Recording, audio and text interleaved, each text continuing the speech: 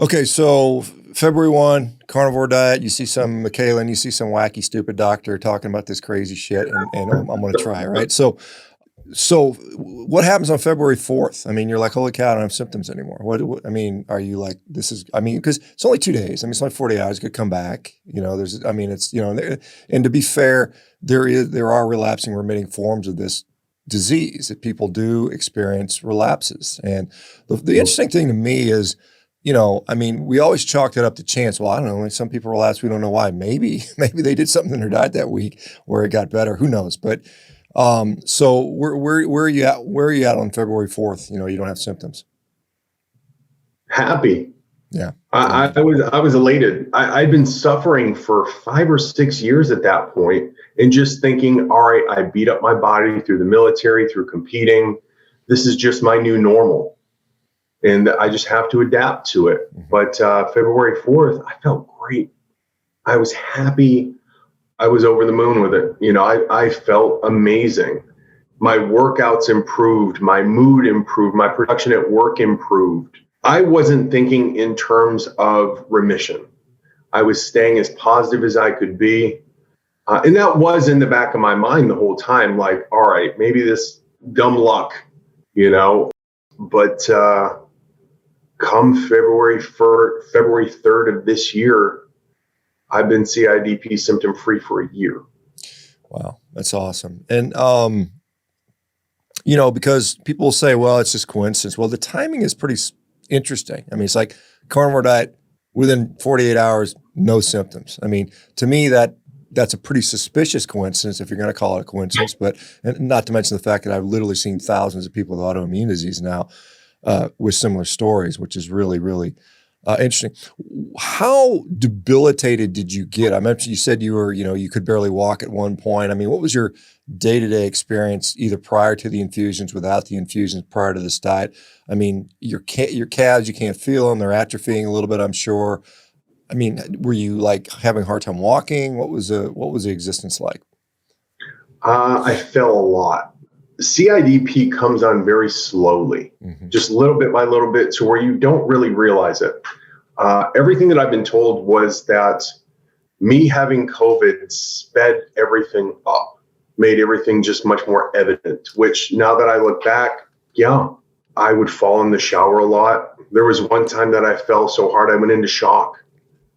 And living alone at the time, that was scary. Wasn't very good with stairs. Oh, geez. Fall up the stairs, fall down the stairs. A lot of times, let's suppose for a moment I'm standing up off the couch. I might, as soon as I stand up, I might have to kind of regain my balance real quick to make sure I don't fall back down. Some of those things have certainly improved. It's not as bad as it was.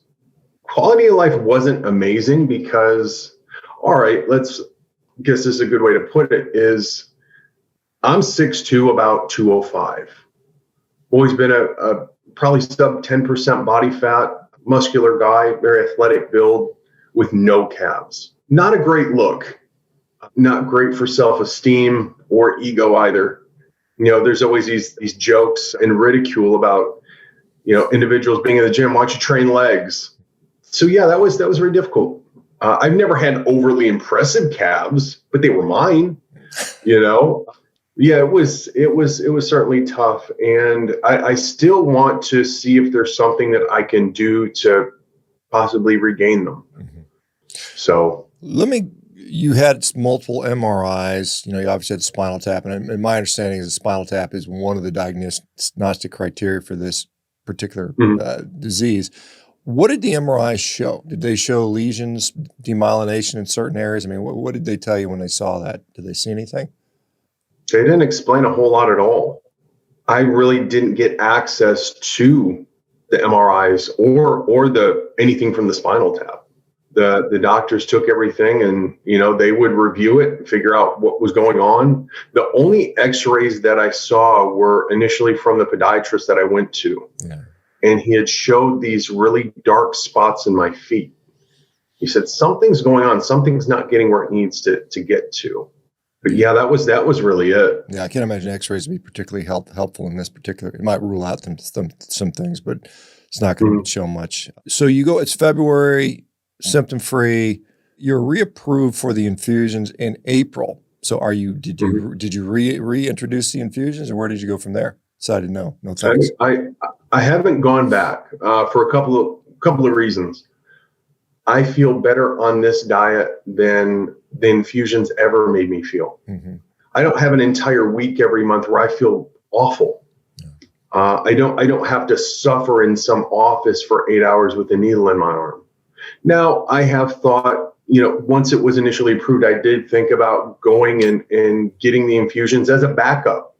Just, I can pair these two things together and be completely symptom free. But no part of me wanted to do that, so I kind of took myself on as an experiment. And I think in some cases, that's just what you do. For me, I didn't enjoy the IVIG treatments. Who knows when my insurance company was going to come back and deny it again. And being on the carnivore diet made me feel better than that ever did. Yeah. And I'm sure there's somebody out there that needs it way more than I do. Yeah, fair enough. I mean, so have you visited a neurologist since this time? Have you even followed up with a neurologist? I have. I followed up with my doctor in June, and we spoke, and I said, how are things going? I said, I feel great. I've never felt better. All of my symptoms are gone. He's like, that's great. He said, the treatments are working. I said, I haven't got the treatment in 5 months, doc. He's like, what do you mean? I said, I changed the way I eat. He said, how so? He said, anti-inflammatory diet, right? I said, yeah. I said, but I've been carnivore since February. And he rolled his eyes and he said, it's not going to last, right? He's like, you're lucky you made it this far. He said, you're only in remission. It will come back and it will be worse than the first time you had it. That was comforting. Thank you. I appreciate your help. But that was it. Yeah. I expected that response. I didn't think he'd say, that's great. Keep up the good work. Hope to never see you again. Yeah. So I think what he's looking for is like, let's just keep you on these medications for the rest of your life, and I don't know. I mean, it's money out of his pocket. Well, I guess in a way, but I mean, it's just a paradigm, it's just like, I mean, and I don't know how many remissions or relapses he has seen over the years. And maybe he's right. Who knows? We'll see. Hopefully not. I mean, for your sake, hopefully not. You said symptoms were gone February 3rd. I mean, you'd had some weakness. I mean, a lot of people have both proximal and proximal weakness up in the hips and down all the way down to their feet.